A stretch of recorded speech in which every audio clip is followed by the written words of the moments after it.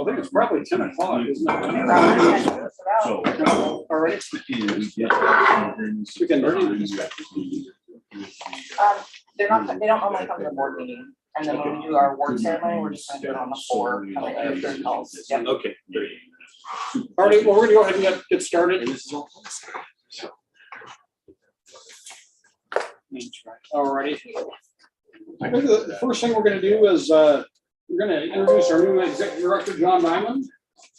Glad to have John here. Maybe we'll just go around the room so everybody can, introduce themselves to John. I'm Brad Thurman, I'm the sheriff and chairman of the board. I'm Scott Neves, I'm with Cal Street Fire Rescue. I won't remember any of your names. I'll do my best. Go ahead, sorry. Jim Campbell, good morning. Ralph Ferreira with Kalama PD representing small cities at least, so that's Castle Rock, Woodland, and Kalama. Very good. Robert Huda, Long Beach PD, Alternate. alternate. Deanna West. Thompson. Don Franklin, on Ron Franklin. Andy Hamilton, Kelso. Rick Randolph. Kelso City? Okay. This is chief of police for about 10 years. All right. Don't hold that against. Be careful. All right. Very good. Back here, we I'm have, Janelle. HR. Jerry Jensen. and we're having a hybrid meeting. See Alan Headley's up there. I don't know if you want to wave, Alan. Can you hear us, Alan? Okay. Yeah, I can hear you. And you see Bill's iPhone. Is that Bill Lamons? Yep, that's me. Bill, all righty. We'll go ahead and get started. I believe we do have a quorum of the boards. We can transact business there. So between the regular members and alternates, so I think we can take care of things. Well, maybe it's back up. John, do you have anything you want to say? Or Yeah, real quick. For those of you that haven't met me, I think I've recognized most of your faces from the interview process. So you probably know more about me than you care to. But I've been in public safety for the bulk of my career, 20, 25 years or something like that. I was a park ranger, I've done patrol. I was a dispatcher for years, I've done that. Then I was tech services manager at Island County 911 for 10 years. I've been out of public safety for a couple of years, tried the private sector, not a huge fan. Came back into public safety and I'm grateful to be here. I do fully intend to come to each of you one-on-one in the next couple of weeks. I had a lot of grand plans for these first few days, but that didn't happen. But I do plan to come and meet with each of you individually as board members and then also each department head in the coming weeks. So I look forward to that, to meeting you. I want to learn about your agencies, what your expectations of me are, what your goals are. It's been laid out pretty well, but I would like to hear it from each one of you individually. So I'm excited to be here. There's a lot going on, as you know, and there's a lot of good work to do. And I'm excited to work with these folks. These are good people. I've met a handful of them already. They're passionate about their work, and I'm excited to be part of that with them. So thank you for one, bringing me in, hiring me, and thanks for this opportunity. I look forward to working with all of you. Well, thanks, John. And I know I for one, am glad that you're on board. Believe me. Okay, well, the first item we have in the agenda packet is the approval of the agenda for today. You got a chance to review that? Is that anybody have any corrections to make for that? All right, well, hearing none, I'd entertain a motion on approval of the agenda for today. Second. The motion is second. Any discussion? All in favor, say aye. Can I get names for who motioned and seconded? Sorry. Herrera, second. Motion by Hamilton. Thank you. Okay. All in favor of approval of the agenda, say aye. Aye. Aye. Okay, that passes. Next thing up is the approval of the minutes from March 23rd. You had a chance to review those. Any concerns over the minutes from March 23rd?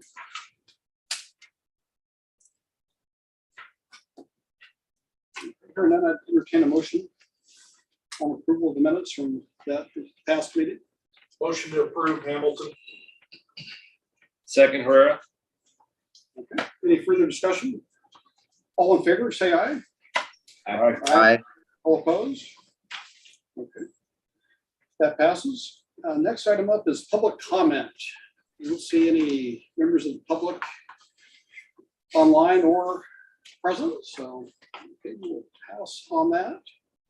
Next item up is the payables that were presented in the agenda packet. Is there any questions for staff on the payables? I did have one question that had to do with $19,000 charge to Day Wireless, said Woodland Link replacement. Was that an emergency repair or was that routine? Yes, it was an emergency. We had water in, I think it was between Woodland and Davis, and we had water in one of the microwaves. And so they had to take that down and try to repair the link between the two. And this is all of a result of just ongoing issues with the microwaves needing to be replaced. So we had that link down completely, well, we'll say intermittently for about a month. It's back up and running now. It should be back up and running. Did 19,000 that include a new microwave or some new It's- hardware? Just new parts to get it up and running again. Wow. It's not the replacement of the Okay. thing. Are there any other questions for staff on the payables? Well, hearing none, I would entertain a motion to approve the payables as presented. Motion by Hamilton, I'll second that. Okay. Is there any further discussion? All in favor, say aye. I, Opposed? Hearing none, so that passes. Just as an aside to this discussion, no, Dennis Weber, he couldn't be here today. He's back in DC doing some lobbying and whatnot, but he brought up, I guess, on some boards he's on, they have a specific board member kind of takes responsibility for reviewing the payables and makes a motion at each meeting to present it to the board.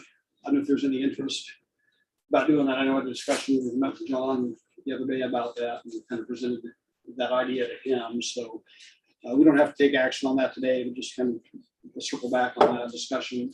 Maybe when Dennis is here, see if there's an interest in the board of having someone designated to do that. So, I think Dennis did a good job.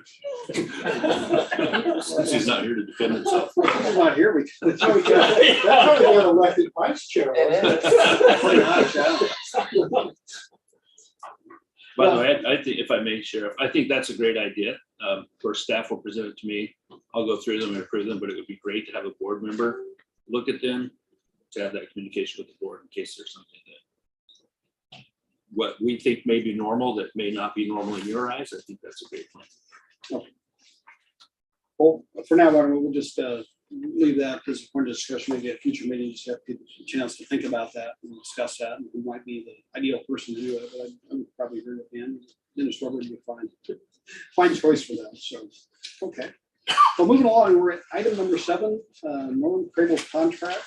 Due to John coming on board, we don't have need for the interim executive director anymore, and I know we worked with Frank to draft a document that would essentially terminate Norm's employment contract. He's been doing the executive director duties and project management.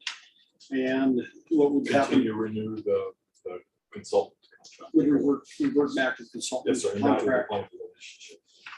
It just, and you'd be on board through the completion of the new center. Right, and I think in the packet, there is both the termination. There is a document that Yeah. terminates the employment agreement, but there is also another, a new personal services agreement, which is essentially identical to the original personal services agreement. Yes, so some dates changed. I think Nor, Parked do you on think 2 we should documents. approve your professional service agreement first before we let you go as an employee? I was just kind of relishing that. Great moment in time when I'm totally free, you know? But you can do it whichever order you. That moment of unemployment. Does that qualify as retirement? Way too good. Well, we're getting ready to fire Norm. So Yeah. he's looking forward to it. Kurt, here you go. I'm looking for a retirement party. Well, yeah, I guess it'd be a 2-step process. Does anybody have any questions for, I guess, primarily Frank or Norm about this process? What we're proposing to do? So we just recurred just to catch him up. It's kind of a two-step process. We're going to terminate Norm's current contract and reinstate essentially the previous consultant contract we had for the project. That's what we have on the table at the moment. So are there any discussion? I'd just Questions? like to thank you for coming in and stepping up. You did a good job. I appreciate it. Thank you, appreciate that. Well, I think we probably do it all with one motion. I think an entertain a motion is to approve the termination of Norm and then bring him back on board as a consultant. So moved. Was that Sammy? Sammy Brown. Sammy Brown moved. And here a second. Second, Herrera. Is there any further discussion? All in favor, say aye. Aye. All opposed? Okay. Well, Norm, you're fired. You're hired. Okay. All right. Next up, congressionally directed spending request. Something I worked with Deanna on, maybe just a little background. Myself and the chiefs of police met with Jamie Herrera Butler here probably about 3 weeks ago, and she was offering assistance to law enforcement. And she worked with Vancouver Police to give them about $1 million for a body camera system. And she said she might be able to help us out. So the chiefs and I talked a little bit about, what a big ticket item might be that we would like. And we kind of talked about radio support might be needed. So we reached out to Deanna and asked if she had a project waiting on the shelf. And she said, well, as a matter of fact, I do. So maybe you can fill us in on that, Deanna, in terms of that and where we're at now on that. Okay, so as we all know, we've had radio issues and we started in about 17 replacing a lot of critical pieces of equipment. Microwaves there are some that are 20 years old out there. So we need to replace all of the microwaves that we've got 10 now, primary sites. And then they have links to, just small sites. So like it'll go from Woodland to Davis or Woodland to Signal Peak or I've got a list of them.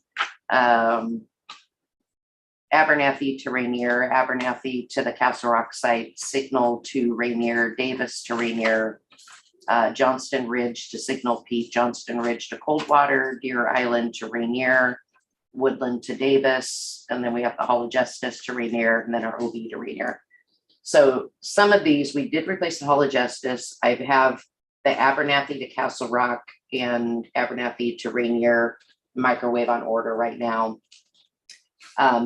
Roughly each site is around 153,000 right now, but the prices are just skyrocketing. I think the Hall of Justice one we paid about 140 for. The delivery, all that is slow, 6 months. 8 months. It just kind of depends on the delivery. But we need to replace all these sites. And once we replace all of them, then we can go to IP connections. And right now we're on T1s, which is like a telephone line to connect those sites. But we have to have them all replaced in order to switch over to the IP.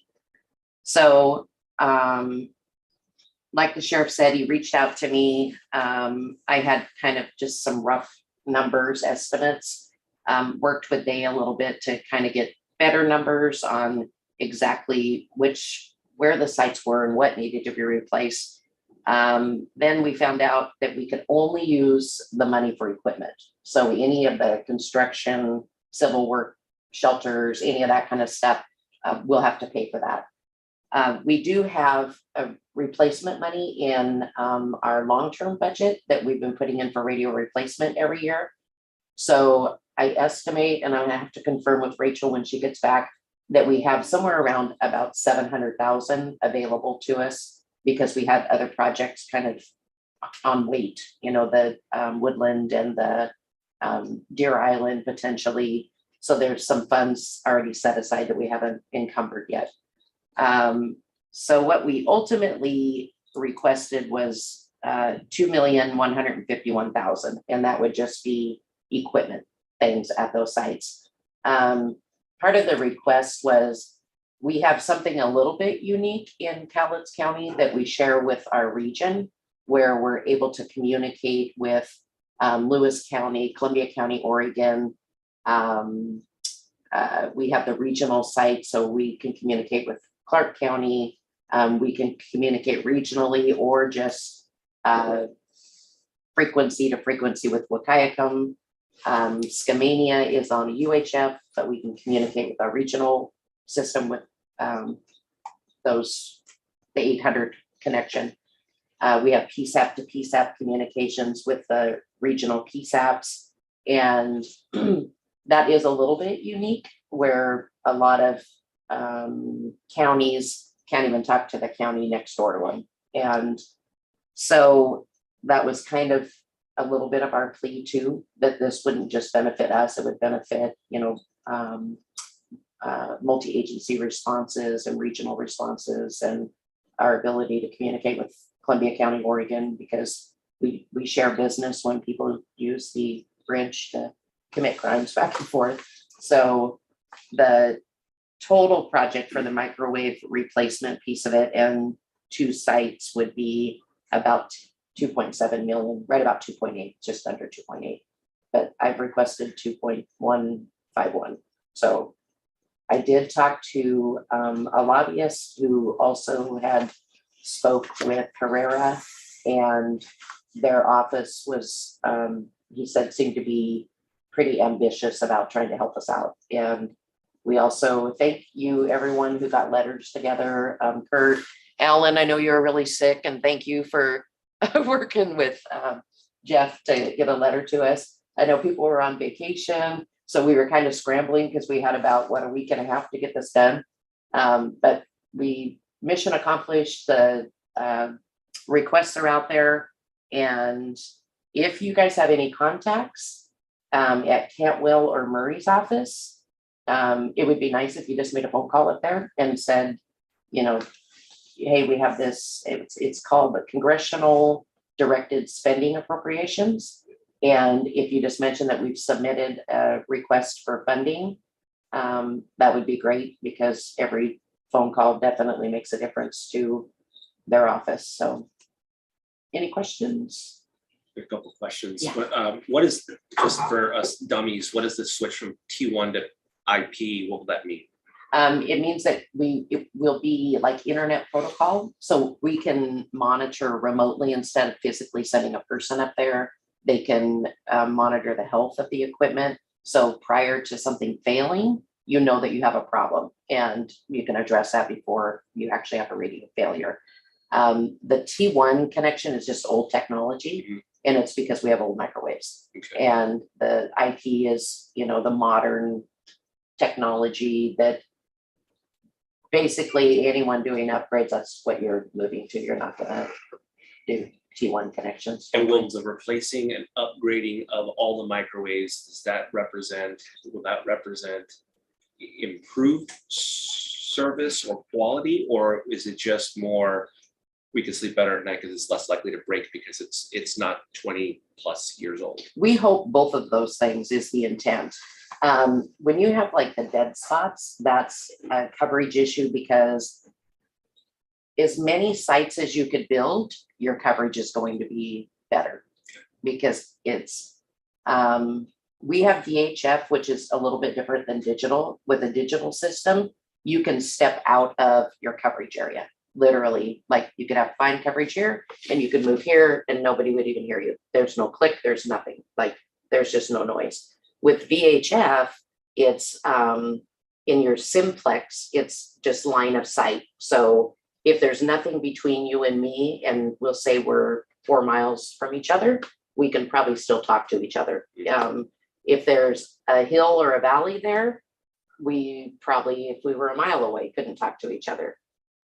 We have the simulcast so that when you click your radio, it transmits and it hits all of those voter sites and says, which signal is the best? And it happens in just milliseconds. And it says, oh, this one's good. And then it sends your message to that tower site and it transmits, so people hear it. With the new microwave, so the microwave is basically picking up a signal, so it sends it to, we'll say Woodland catches the transmission, and you have somebody in aerial. And that transmission hits a microwave dish because it says, oh, the signal's good here. And that's how you expand that footprint of coverage. Does that make sense? Yeah. Okay. Are there any more questions for Deanna on that? I will say the money does not become available until 2023. So we need to be aware of that. There are projects that we can start working on. We can't get reimbursement. So if we spend the money now before I don't know if it is before the approval or before we actually get the funds. But we'll find out later down the road if, we're selected. They said that we should know in October of 22 if we're gonna get any funding. And then usually it doesn't become available till March or April of 23. I appreciate your work on that. And I know the county lobbyist got involved and did a little work until he found out that we weren't part of the county. But he took a step back and he was still helping. He was very helpful. I had the process work with Jimmy Hurlbutler's office Yeah. and two senators' office as well. And I appreciate everybody doing letters. I'll mention Kurt Yeah, Saha did, Dark Kirk, Jeff Yeah. Cameron for District 2, Ramona Lieber, former mayor of Longview as a citizen at large. Sure. letter. And I did a little memo. So. you did. It was awesome. It was really good support. So thank So you. he goes into the federal budget process. They're supposed to have a budget ready by October 1, but annually they seem to have the government's running out of money and they do continuing resolutions, kick the can down the road. So this isn't going to be an immediate gratification, but hopefully keep our fingers crossed. It's an election year. Maybe we'll get lucky on that. So we just got to wait and see. Appreciate all your work on that. Yep, thanks. And thanks everyone else that pitched in and helped. Appreciate it. Well, next up, we have the law and fire TAC reports. So Troy Brightbill's not here today. Spoke with him. I guess the big issue is ongoing project is the Spillman CAD implementation. Training's been going on here on site for I think about a month now, and that's ongoing. And do you guys have anything to add about the Spillman training or implementation going live with the Spillman CAD? Well, we plan to go live still at the week of June 7th, and we're gonna go live here. That way there's no gap in the training of you folks or our dispatch staff. We're working with Spillman on some mapping issues. We have some concerns on their mapping application. So we're trying to work through those and see if maybe there's some workarounds. The great thing is that you guys hired a new director that used to work for Spillman and was a Spillman CAD administrator. If nothing else, he has all of the connections in the world that we need, which is always helpful. And he happens to be good friends with the GIS person for Spillman, so that will definitely be helpful for us. We have a data conversion. We've had a couple of issues with that where we're pushing data from Intergraph into Spillman so that it's accessible. It's going to look a lot different. It's more of a text space, but at least the dispatchers or, officers, fire guys, you'll be able to look that stuff up. Historically, it's not going to be as pretty as, the Spillman stuff, but we're trying to map that. So there's been a couple of hiccups with that. Fire folks, you guys are working on your run cards. That's a project in itself. I know it's extensive work at the beginning, but they'll be able to maintain their own response plans and run cards, which I think you guys will be happier with because it will be your speed, to get it done instead of just relying on one person that has other jobs. Yeah. Thank you. So that'll be good. And we've had pretty good turnout. Dawn attended all of the fire training and has been up there with the law training this week. So I know Longview had an issue with their scheduling, but other than that, we had some really good turnout for the fire training, and Don said he thinks the folks were pretty happy that attended, and so that was good. Yeah, the Motorola trainers have been really good. I mean, as they run into issues that, people from the field discover or say, this is different from how we do it, then the Motorola people have been good about communicating that with us and with the Spillman behind the scenes to try to fix anything. I will say to add to that for the training, the Motorola / Spillman, I still call it Spillman because Motorola buying it wasn't my finest Spillman, but Anyway, their trainers are not just people who show up and know how to train and learn how to train. They're people that have actually used the system for a number of years. Most of them are former Spillman administrators from agencies and things like that. The gentleman that's here this week, Kevin Charlton, he ran the Yakima County Jail for years. And I've worked with him before.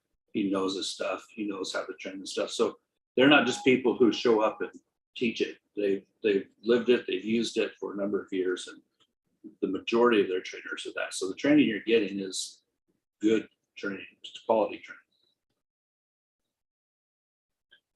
Well, good. How much time does it take to train up the dispatchers in this? What do we have, 3 weeks scheduled, Jerry? I think.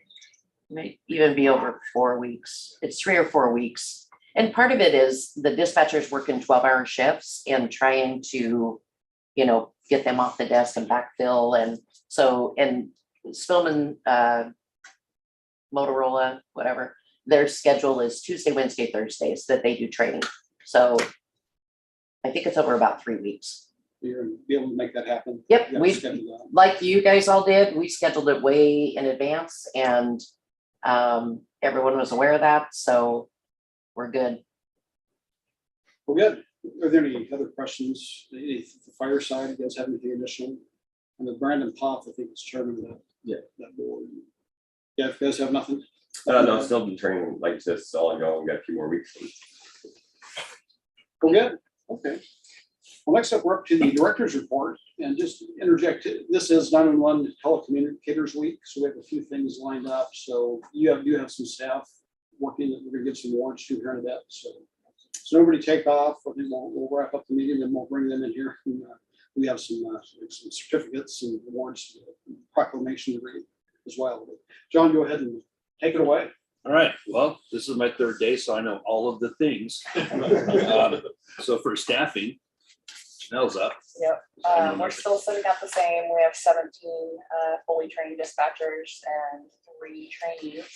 One of the trainees is about to get signed off. Their trainer has nominated them, saying they're ready. So that's good news. We do have a couple leaves coming up this summer that we're concerned about, a couple of babies that are happening, which is happy news, but also stressful news for us as a center. But hopefully these trainees will get a couple more signed off before summer. We are looking to hire 3 more right now. We have the interview process and we're currently doing sit-ins, so we're moving forward with that process. And then, yes, as the sheriff mentioned, it is Tele Week, which is National Public Safety Telecommunicators Week to basically celebrate the dispatchers. So immediately following this meeting, we're going to have kind of a little award ceremony, and we hope as many of you can stay as possible. And I think we have cake as well. And then we'll be, sending certificates to a couple of our dispatchers, dispatcher of the year, things like that. So that's where we're at with staffing. Any questions about staffing levels? Just maybe I'll put on the table. I know previously when we were hiring up, we authorized them to go up to 26 dispatchers. It was hiring 3 more in anticipation that maybe 3 wouldn't make it, and that's kind of where we're at. And since we made that decision, we've lost 3 additional. So these 3 potential hires bring us up to the budgeted level of 23. And we're just talking inside. I don't know if we've talked with John about that, with Janelle, talk about what's the capacity for the center to actually train more than 3. And if going through this interview process, if there's more than 3 that look really good, maybe actually going up to 4. There are some anticipated retirements next year. So I don't know if the board has any input on that, to hire beyond the 23, that traditionally where we've been at. And again, and I think speaking with some of the staff, you probably could train up 4 at a time, might be feasible. We did 6 in this last one, and it almost killed all of us. Just you, Jerry. Honestly, because I said yes. It's really a balance of the number of people that you can put on shift at a time and still get work done, because while the trainer and trainee are working, they're not able to function at the same capacity as a trained signed off dispatcher. And so the reality of it is most of the workload shifts to people that are on training. And then if you have everybody out there training, it really it impacts training, it slows training. You're not able to, because you have to, the training has to move aside so that the work can continue at a timely pace. So it really is an interesting ballet of trying to put people on shift, separate them, spread them apart enough that work can still continue, the training can continue, and it can really hamper the speed of the training process, training cycle. So, you know, John, we've had some cursory conversations. He would like to see the amount of time that it takes a trainee to complete reduced from where we're at. So certainly welcome those ideas and work towards improving our process. But yeah, so long-winded way of saying that, yeah, 4 is probably doable. 6 was really a heavy strain on staff to get us through. So, What are your thoughts, John, on that? Oh, well, and again, just cursory, the third day, I'm gonna use that new guy excuse for like a couple of years. So, just kidding, I won't. As I understand it right now, we're looking at 9 to 10 months to have someone fully trained and signed off. My experience has been that it can be done and has been done in 5 to 6 months. And from what I've seen so far, and please feel free to jump in, we really don't have a solid standardized training process. And in my view, that's probably part of the problem, in that if you have a person that sits with one trainer or maybe 2 trainers over the course of their training period, we don't know what they're learning, when they're learning it, how they're learning it. And when we go to sign off, what are we signing off on? That they're fantastic? Oh, you know, they can answer the phone and talk on the radio and do the things. Or have there been skills checks along the way? So I think defining that process so that it's very clear that it's consistent with all trainees, all trainers are doing the same thing. It shouldn't matter if Jerry is training someone and Jerry breaks a leg and goes away and somebody else has to step in. It should be the exact same process. And doing that, I think, will shrink that time. So that will improve efficiency as well, and that there's standards that they're learning and using that meet your needs for your agencies, so that you don't have depending on who's sitting in the chair, they're not talking to you differently from day to day. And that's all going to start with the training. So I believe we can reduce the training time. I think in my mind, having 3 training at a time is okay. A 4th one is a stretch, like Jerry said. I wouldn't want to see 4 at one shot. Ideally, it would be 3 at the most. But yeah, we can standardize it, we can get it done, we can be more efficient in how we do that and meet your needs in a better manner. So that will be one of our focuses that we're going to be working on, is our training program, because of the staff in the brand. That answers your question. Yeah, I appreciate it. Are there any other questions on that? You're gonna move ahead with the 3. Yeah, probably. At this That's point. Okay. They did us up to 23. Okay. Next up, climate and culture. All right, I'll talk about that because I don't know who to point to. So during the interview process, I sat on the floor for a couple of hours. Over the last couple of days, I've talked with a few of the dispatchers, a handful. I haven't met everyone yet, but I don't think it's not a secret. There is a divide. There is a divide right in the middle of the room. Turns out there's a walkway, and there is a divide physically as well as culturally between admin and dispatch. It's a thing. Everybody knows it. It's there. I don't know what the root cause is yet. I don't know why it's there or how it came to be. I'm going to learn that. But climate and culture is a thing. Right now, it's not great. And I don't have the magic wand to fix it. I don't have all the magic answers to make it all go away in a day or 2 or a month or 2 or maybe even a year. But we are going to work on that. I've dealt with this kind of a thing before in dispatch, as well as in maybe you may recall from my interviews, I've been school board president for 3 years, dealt with a lot of that between our building administrators and the superintendent. We had a huge culture clash and things like that. So I have experience working with that. I make no date promises, but I know we can resolve it. And what I've talked to with the dispatchers,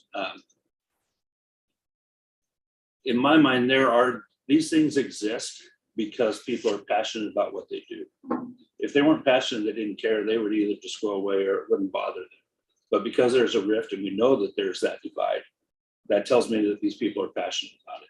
So if we can corral and focus that passion, I mean, everyone at this table knows public safety is a thing. It's in your blood. It's not something that you just, don't care about, which is why I came back to public safety after a couple of years in the private sector.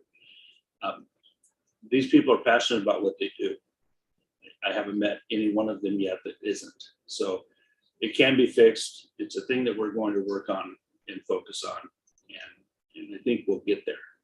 I'm certain we will. So climate culture is a thing.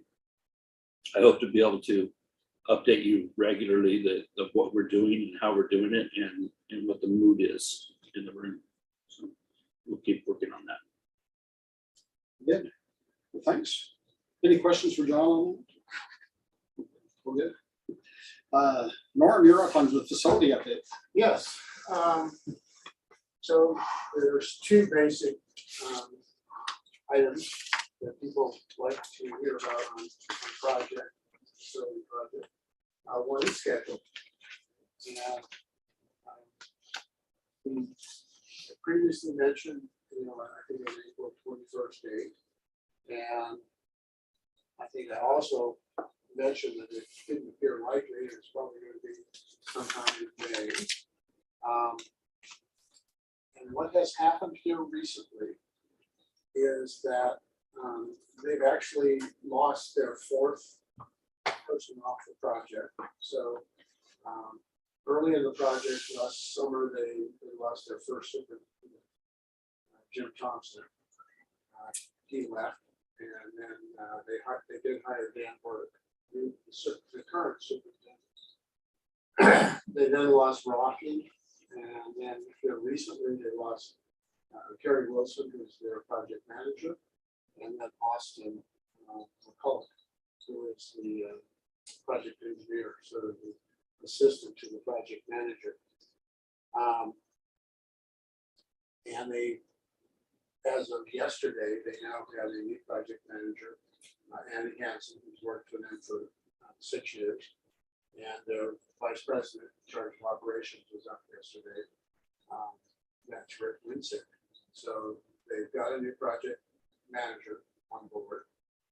I did have a conversation with all three of the people that are there now, Rick Winsick and Andy Hansen, who are both experienced, but they are not totally up to speed on this project, as well as Dan Burke, who is up to speed on this project. And the consensus is that substantial completion date is somewhere between June 10th and June 30th.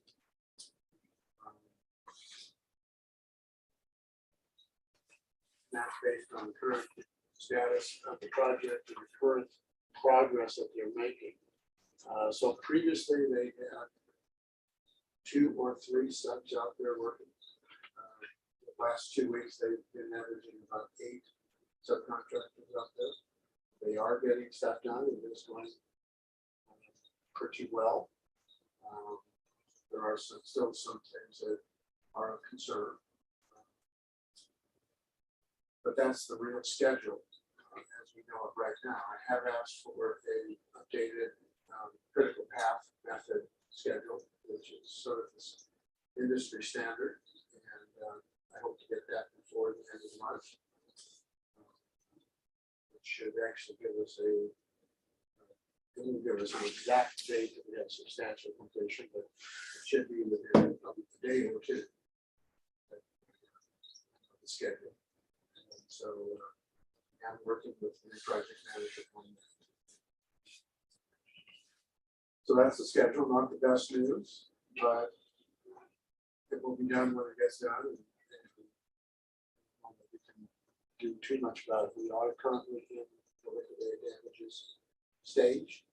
So it is costing them additional $400 per calendar day if they're not complete. So they are anxious to get it completed, just as we are anxious to get it completed. The other item, is there any questions on the schedule? I'd like to answer? Are we holding them to the liquidated damages? Yes, at this point we are. I mean, and I know sometimes, you know, there are delays caused by supply chain issues, right? Right. That's not on, right? Right, we have not seen those claims yet. But these delays caused by, you know, personnel changes within the company, I assume, are items that they would be responsible for. It seems like liquidated damages would apply. Is that correct? I'm trying to understand. Liquidated damages do apply unless there is a claim that's settled between the two parties, where they successfully claim delays that will be on their control. Right? Basically, a force majeure or an act of God. You know, I mean, I'm aware of some of those types of things. An example you might not think about is the extreme heat we had last summer. They actually had a concrete pour scheduled. They had to delay that for a week and a half because the concrete plant would not send out concrete during those high temperatures because of the fear that the concrete would set up in the trucks and they would have huge expenses getting that concrete removed. So I'm not sure if that answers your question, but right now, yes, they are subject to substantial pollution. Should liquidated damages. And I know we're not quite ready yet anyway, but I was just curious. Right, well, liquidated I damages, understand that a little bit. liquidated damages don't depend on you being ready or not. If you Well, have, no, I- you know, or what your actual damages are. You pay the liquidated damages regardless of.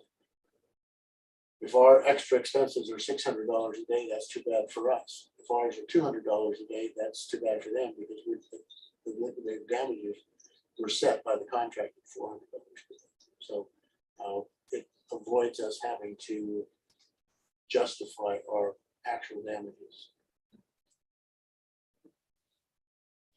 So I think they're gonna pay for the building. Yeah, except, you know, I mean, if you think about it, $400 a day on a 30-day month, that's $12,000. So- Sarcasm, sorry. Okay. That'll cover your desk.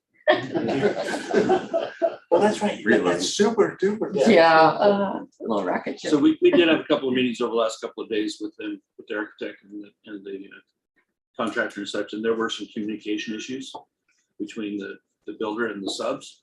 And I think we've kind of gotten those ironed out a little bit. They're aware of them now. I know Dan, the superintendent, was very, very excited about the new project manager. And when we were there yesterday, he was asking the VP guy, you know, where have you been hiding this guy? So there's a new, better, improved relationship there, I think, that will serve us well. So the new project manager has been kind of working behind the scenes, working on some things, even before he got out here. And one of the things that we were unaware of is that we were told that they had all their subs lined up. They actually had a couple of subs they still had to sign the contracts with. So that has gotten accomplished.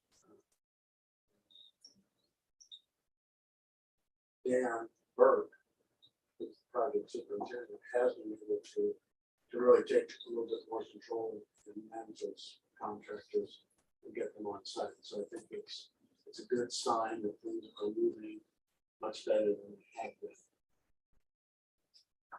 And then cost wise, that's the other issue that usually comes up is how we're doing on the project costs. We are within the project budget. I mentioned we have about $400,000 set aside for contingencies. We had $200,000 set aside for force account. Right now, we $100,000 in the force account item, about $150,000 in the change order contingency item. That said, there is another change order that is ready for us to execute. It is for $105,000, $75,000 of which is the amount that you approved for the automatic door openers to provide handicap accessibility to the building. There is a credit of about $18,000 for the from the project. And then the rest is for security gate in the back area of the building to separate the EOC exit door from the entrance door into the dispatch center. So there will be a gate with a, and there'll be a fence with a security gate, which means a card reader, camera, so that we do have that secure gate, so that we can just basically keep the dispatch center secure. And then there's also some additional console locations that we've added some additional monitor locations for the dispatch floor, and some relocation of the console. So there was a redesign on the original console layout. So that is an additional $30,000, which does fall under John's approval authority. But I wanted you to be aware that we are, the intent is to proceed with that. I think that's about it. How much was this dog thing? 18,000? The credit was $18,000. The original change order for the dog kennel was about $21,000.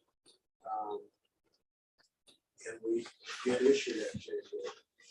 That was under Dave Sorger's authority. They did put in some of the plumbing to allow for an outside hydrant that was associated with the dog kennel. And the concrete firm did draw up the shop drawings for the reinforcing steel for the slab that the kennel was to sit on.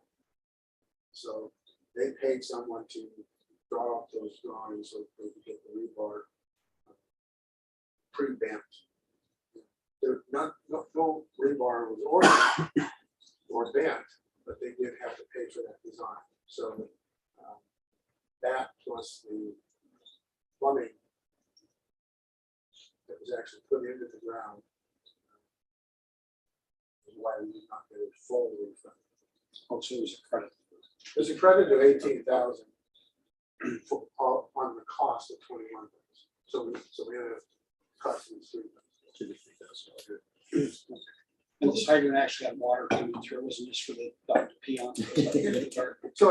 So a yard hydrant, it looks like a galvanized pipe, inch pipe that comes up and it's got a handle that's shaped like this. And you grab it, you lift it up, and water comes out, basically in a hose. So that's a yard hydrant, and when you activate that, the rod closes off the valve 3 feet down in the ground, so you don't have to worry about freezing. And it also opens up a drain when the valve closes, so that water in the standpipe drains out. So it's a way to have water for a dog for any use outside without worrying about freezing. Fancy outdoor spigot. I used to have one. Yeah. Oh, well, you had one. I had it. And that was installed.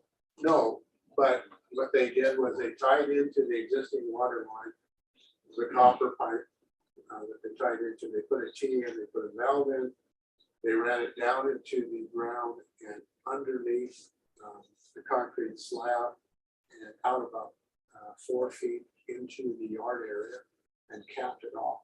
So it's the cost of doing that and the cost of the copper pipe to do that, the valve and all that kind of stuff.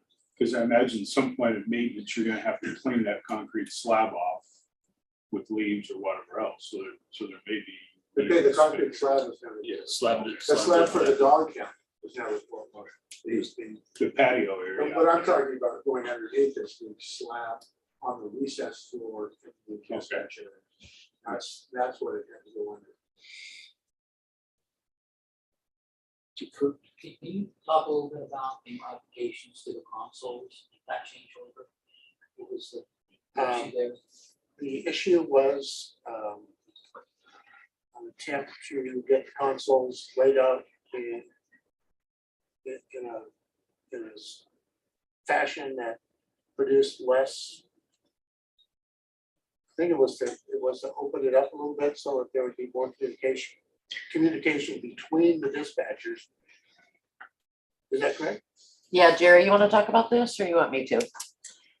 I don't know We really can, why. we it was can, we chosen can double to do. team it. Okay, so Mr. Storker wanted to arrange the consoles so that there was an open floor plan and a not open floor plan based off of a 50-50 feedback that he received from staff on how they wanted the floor layout to be. So there was originally a design when Phil was here, and we would have 12 hookups for workstations out on that dispatch floor, which was at a very efficient use of space. And then this new design came in that is not as efficient, and the layout is different. It's not, it was a change that he made on the floor layout. And so then they had to change the design work for where all of these drops were going to be to plug consoles into. We also- And then there was a move for a supervisor workstation in the supervisor's office that was not originally planned for. And 2 training stations off of the EOC. That weren't in the original design. Yeah. So I have 2 questions. Who's making the decisions? And are we at a point now where we're comfortable moving forward that this will be the last change order for that type of modification? Well, I think a couple of things come into play. One of the things that we've dealt with here is trying to arrange consoles in such a way that it mitigated sound issues. That's been one of the major focuses of the new comm center, the layout, higher ceilings, and a bigger, more material in there to dampen sound and those kinds of things. One of the potential things is we may not know until we get in there and get using it, whether or not the console layout is going to meet the needs or if we need to do something different. The difference moving forward is it won't have to be redesigned and include work by an architect and all the additional. There will still be a cost involved if we have to move on consoles and arrangements, but I don't know. To my way of thinking, in a perfect world, we would go back to what we had so that we had more flexibility, to do that. Cost wise, it doesn't make sense to do it now. I think it makes sense to move forward with what has been laid out, and we'll kind of deal with the fallout from that if there is down the road. But the future is a murky thing. It's hard to know. Again, has had conversations at the state level. There's just a lot of things, and nobody really knows, what the future is, for growth in the area and those kinds of things. So what our needs might be. And I think, Kurt, at the point that this was already in motion and David made a decision to do this new floor plan, my thought was, if we undo this back to what the original plan was, now we're gonna have Watson Furniture, the electrical engineers for RFM, fees to redo it again. And that it was just gonna, the money was already basically spent with their redesigning. And I think this is the delays in the paperwork processing, which is kind of part of the problem that John brought up earlier with the communication between the contractor and the subs. Now, there are some things though that we felt were improvements, the adding the console stations to the training room and also the change in the supervisor's office. I don't think there's any doubt that those were improvements to the design. The layout on the floor kind of remains to be seen whether that's. And once we're in, once the consoles are in and we're there, and if there is a change to the layout, that's something that we can do. I mean, it's a good sized space, we can move them around, everything's under the floor, it'll be okay. So as far as the change order, to your point, I think we're there now, and I don't think there'll be an additional change related to the console. I don't foresee that. Yeah, and I want to set it up to be the most efficient that you can, Right. that makes sense to me, and Yeah. to give that flexibility, I think is what we need to do. Yeah. But, you know, I would thought, we designed the center, we probably go out to look at centers that have optimal sites and maybe get to test and feel those out a little bit, say, this is what we want. I don't know if we have that opportunity or not. I think they did go to Well, bridge Montana. perhaps now, but Yeah, they did visit some Yeah, sites. water under the bridge is a good way to look, because everybody that comes in and sits in my chair, they're gonna have a different opinion. Yeah. It's, we'd have to be different. Yeah. everybody runs their department differently. They all run it well. There's just different ideas on how it happens. So Kurt, I think another thing that we did do with this is the box itself, the drop where every, thing's gonna, the data and all that. That we put it on like an 8 or a 12-foot swing. Norm, do you remember? I think it was 8.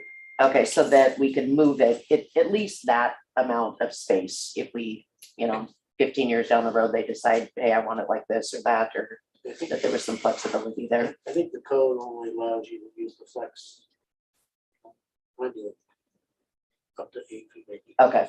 So it's about 8 feet, which is quite a bit, so. And a question on this outside fence between EOC and 911, that's for an outside area. Right, so between the building and the new block wall, the fence is basically just running in a straight line.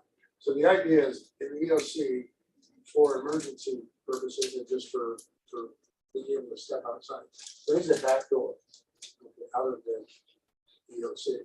And the concern was that there's a path around the building that if someone in the EOC stepped out, and there may or may not be someone who has credentials to get into the dispatch. And so they wanted to make sure that they didn't have the ability to simply to walk over there and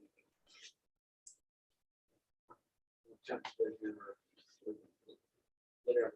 So they basically, it's the same type of fence that was planned for basically securing the building site.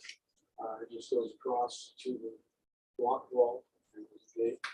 The path is with a card reader. There's the internal security too, separating this 91 floor from EOC as well.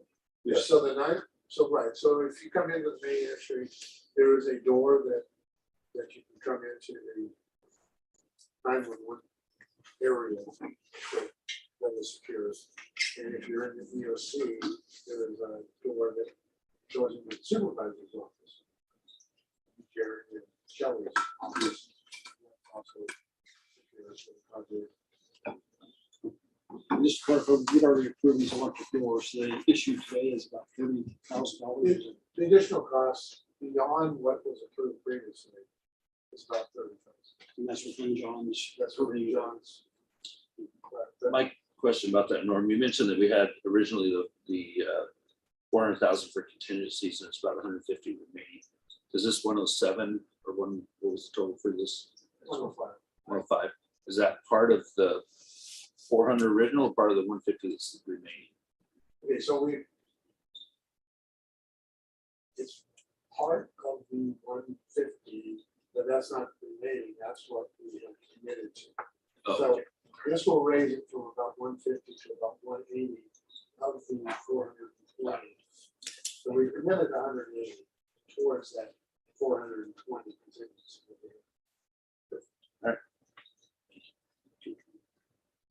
Obviously, we need to take action on it. Does anybody object? No. Let's get it done. Is there anything else on the facility, Norm? About it? I think that's it. Okay. Well, thank you. Next up, we have radio update. Do you have anything for us, Dan, on that? Towers? Just a little bit. Castle Rock site, we have the power in, waiting for a final inspection and a meter.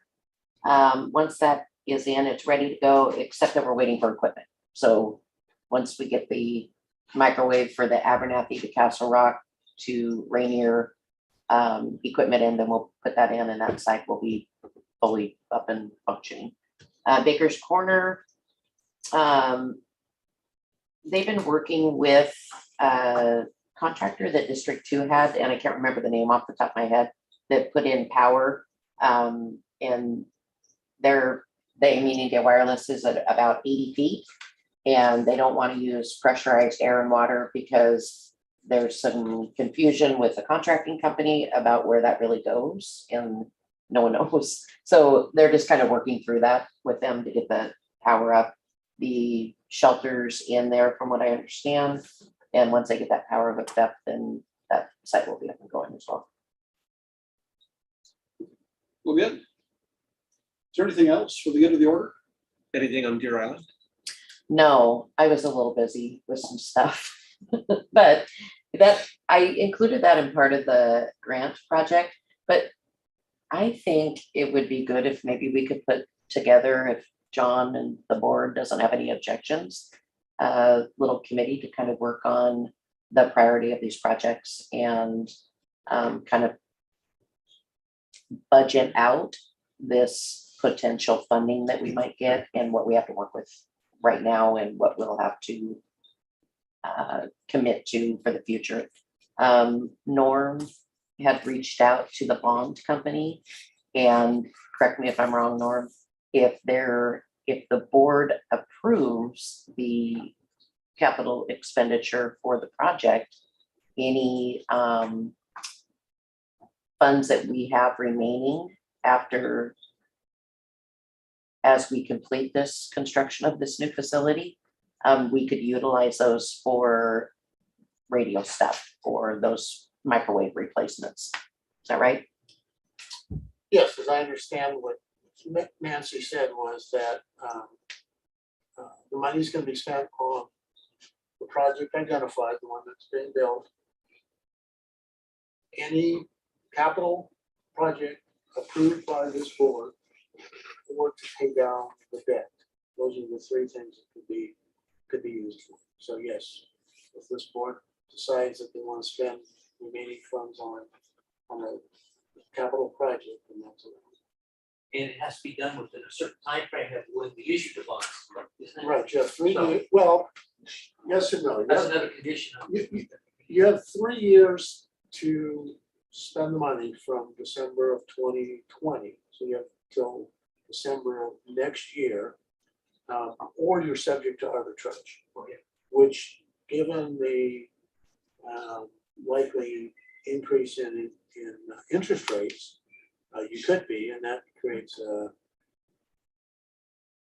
end up having to pay the IRS for excess interest that you accrue, and it really becomes a bookkeeper. You don't want to be there. You don't want to go there. I don't want to be there. So Norm, you just said December of 22. Do you mean December of 23?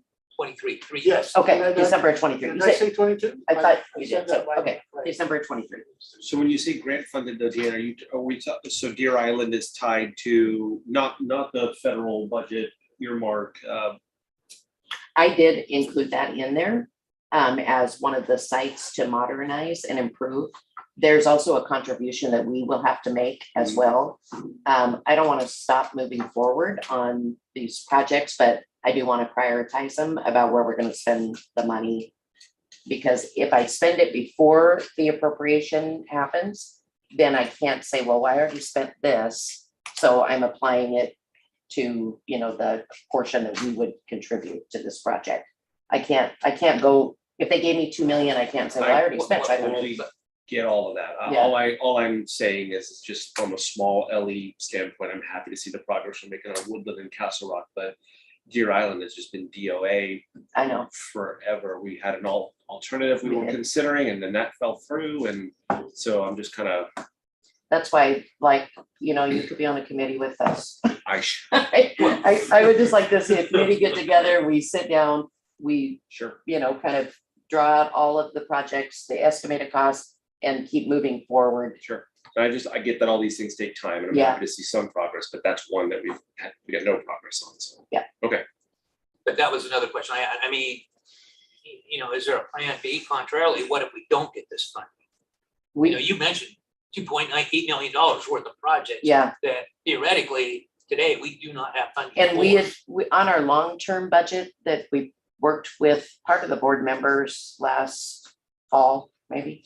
That is in the project or in the budget, that we would put a certain amount of money in these reserve accounts. And I think it was, I want to say like $2.5 million at that time that we had kind of projected that was equipment that needed to be replaced, and put that on a schedule so that you don't end up in this situation again, you know, 10 years from now. And that there's a schedule for all of the equipment for its, you know, life expectancy and when you should start replacing that, and that it's staggered. So it's not like, okay, this year, you know, we have $10 million in replacements that we have to make, that we're kind of mixed up radio part and equipment, CAD equipment, 911 equipment in that schedule, so that it's not all hitting you at the same time.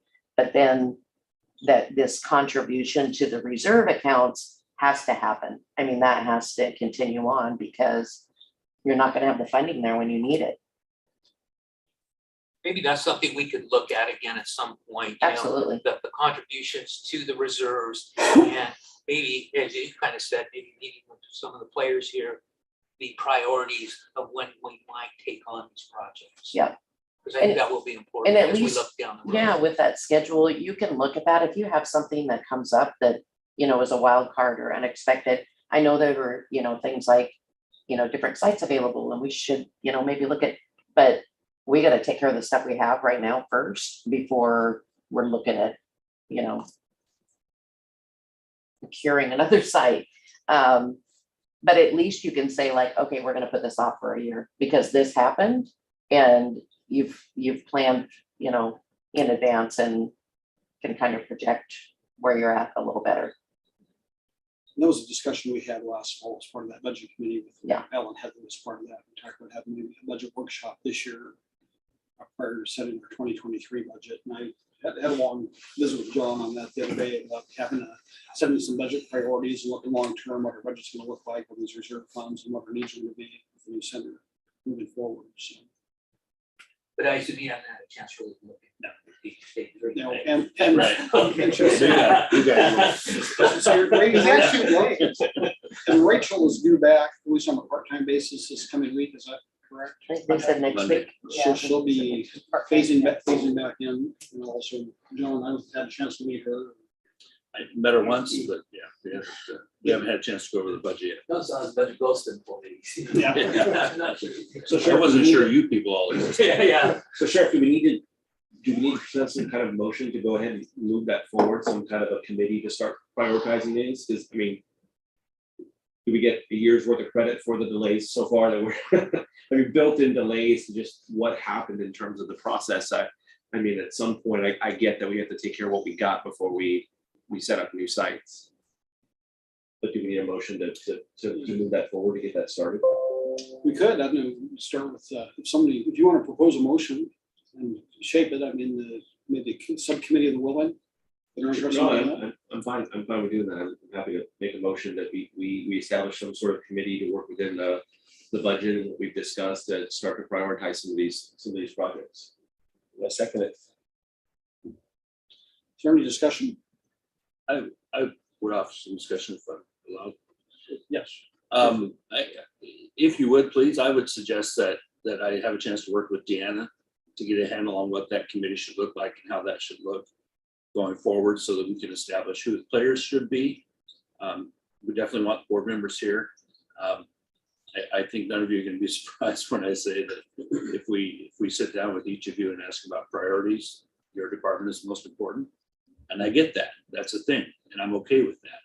But I would just ask for a couple of weeks for me to get up to speed with what Deanna's talking about so that we're forming that the best possible way. Sure. But I mean, if you want to go ahead with it, that's your prerogative, and we'll work within that. But I would ask for a couple of weeks if possible.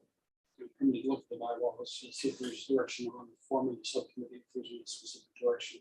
It's executive director's discretion, board chair discretion, so. Yeah, the board's direction to get that off the ground and then directed the director to authorize the director to move within whatever the bylaws say for forming that committee.